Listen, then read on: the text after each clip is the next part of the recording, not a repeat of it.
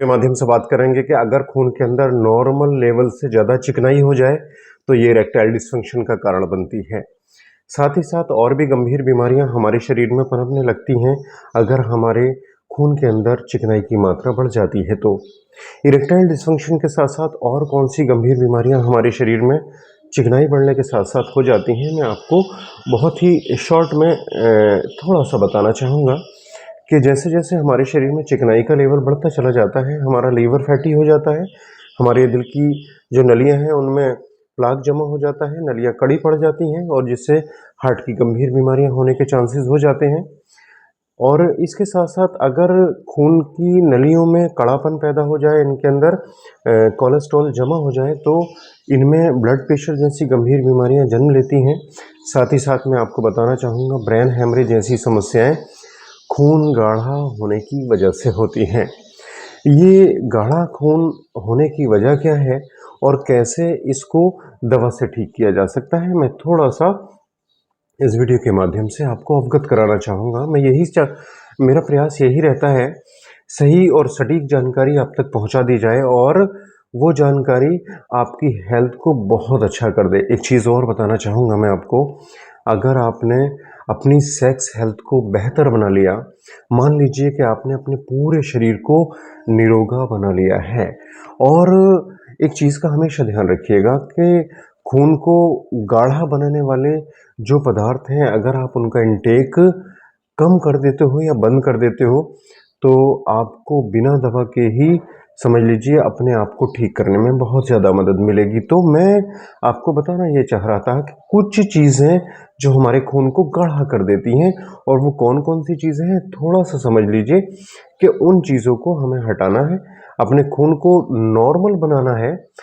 और जैसे कि erectile dysfunction, premature ejaculation, blood pressure का बढ़ जाना, ब्रेन हैमरेज, लीवर फैटी हो जाना या दिल की समस्याओं का हमारे शरीर में बढ़ जाना, इन सारी चीज़ों को ठीक करने में बहुत ज़्यादा मदद मिलेगी। तो आपको करना क्या है?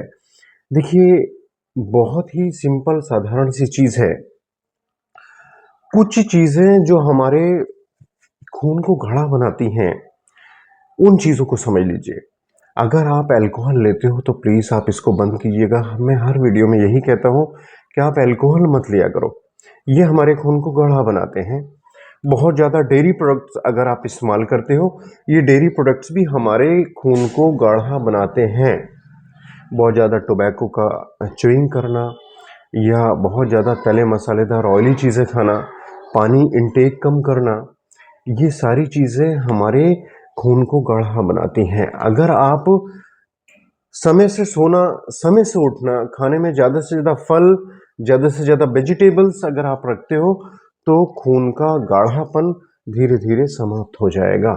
एक चीज़ और बताना चाहूँगा मैं आपको कि खून को गाढ़ा करने के तरीके खान पान के साथ साथ अच्छी एक्सरसाइज भी है कि कम से कम जो भी आपके पास पॉसिबल टाइम हो उसमें आप बेहतर तरीके से एक्सरसाइज कीजिए।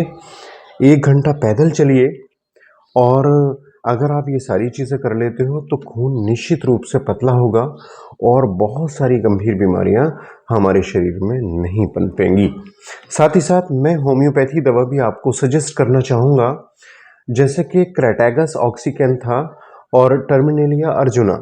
ये 2 दवाइयाँ आप ले लीजिए और आधा कप पानी में दोनों की 5-5 बूंदें मिलाकर नियमित रूप से दिन में 3 बार लीजिए और खाने में जो मैंने बताया है उन चीज़ों का बिल्कुल विशेष ध्यान रखिए।